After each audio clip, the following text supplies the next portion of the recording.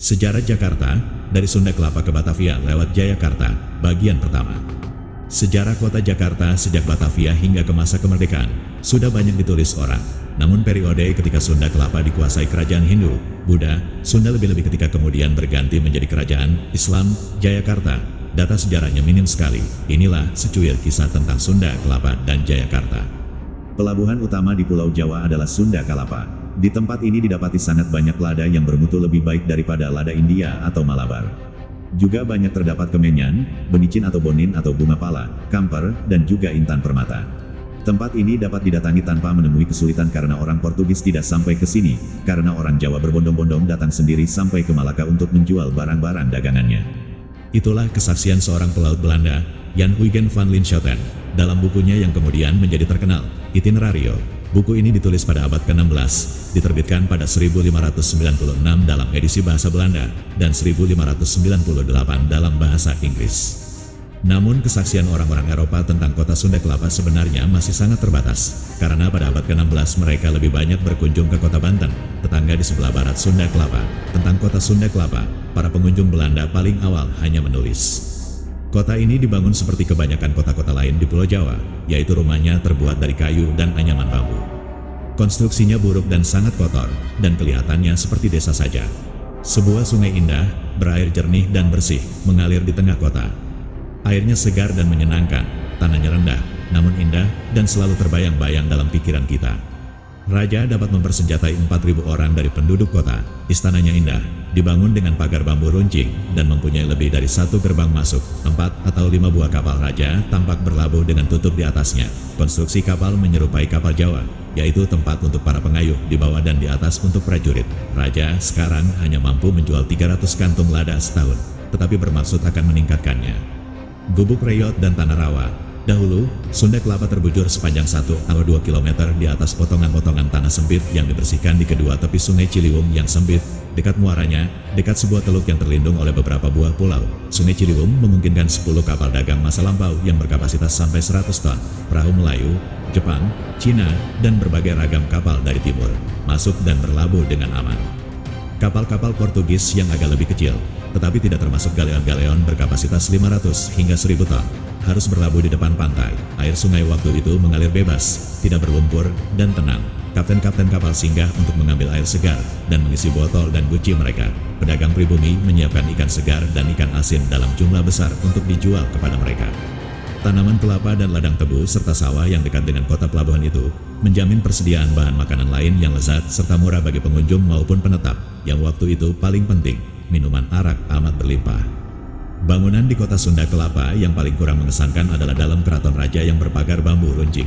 Di dalam dari di luar kompleksnya terdapat beberapa puluh bangunan agak besar terbuat dari bambu, gedek, dan atap rumbia. Di samping bangunan dalam, terdapat pasar terdiri atas deretan gubuk reyot, tempat para pedagang menjajakan dagangannya setiap pagi dan sore. Di seberang sungai, berhadapan dengan dalam dan pasar, yaitu di pinggir barat sungai, terdapat perkampungan Cina. Di sini, bangunan-bangunannya lebih bagus daripada bangunan penduduk pribumi, karena orang Cina lebih menyukai plester, batu bata, ubin, dan genteng sebagai bahan bangunan. Selebihnya, kota Sunda Kelapa terdiri atas 2-3 ribu gubuk rapuh yang separuhnya reyot. Banyak diantaranya berdiri di atas tiang-tiang bambu di tanah rawa atau tanah datar untuk menghindari hempasan ombak pasang. Sunda Kelapa ada kalanya mampu menggerakkan angkatan perang sampai ratusan atau ribuan orang dan kadang-kadang memang melakukan hal itu. Hampir setiap lelaki dewasa mempersenjatai diri dengan sebilah keris berbentuk geligi atau tombak berupa bambu runcing. Menurut perhitungan, terdapat sekitar 2.000 kakak atau 10.000 jiwa penduduk, kecuali tanah sempit di kedua sisi sungai yang ditanami dengan berbagai tanaman. Wilayah sekitar Sunda Kelapa terutama berupa tanah rawa dan hutan belukar. Pemukiman penduduk Sunda Kelapa biasanya terletak di tepian sungai, dan penduduk daerah pedalamannya masih amat jarang. Cumda, Kerajaan Sunda, yang mempunyai pelabuhan Kelapa, jadi karena berada di bawah kekuasaan Kerajaan Sunda, kota pelabuhan itu kemudian lebih dikenal dengan sebutan Sunda Kelapa. Orang-orang Portugis sudah tampil menjadi penguasa Malaka sejak tahun 1511. Setahun berikutnya, Prabu Jayadewata, Maharaja Kerajaan Sunda yang memerintah di ibu kota Pakuan Pajajaran selama 39 tahun 1482 sampai tahun 1521, mengirimkan utusan untuk meminta bantuan kepada Alfonso de Albuquerque, pemimpin Portugis di Bandar Malaka. Utusan yang dikirim dari kerajaan Sunda itu, menurut berita Portugis bernama Ratu Samyam, Dikabarkan Ratu Samyang pernah datang lagi untuk kedua kalinya ke Malaka pada 1521. Namun waktu itu Alfonso de Albuquerque sudah digantikan oleh Jorge de Albuquerque. Ketika pada tahun 1522 pihak Portugis mengirimkan Henrique de Lema memimpin perutusan ke kerajaan Sunda, didapatinya bahwa Ratu Samyang kini telah naik tahta menjadi raja dan tinggalnya kini di Dayo. Dayo sama dengan kota, namun nama Ratu Samyang ini ternyata tidak dikenal di kerajaan Sunda. Para ahli menduga, Samyang adalah lafal Portugis untuk menyebut Sang Hyang.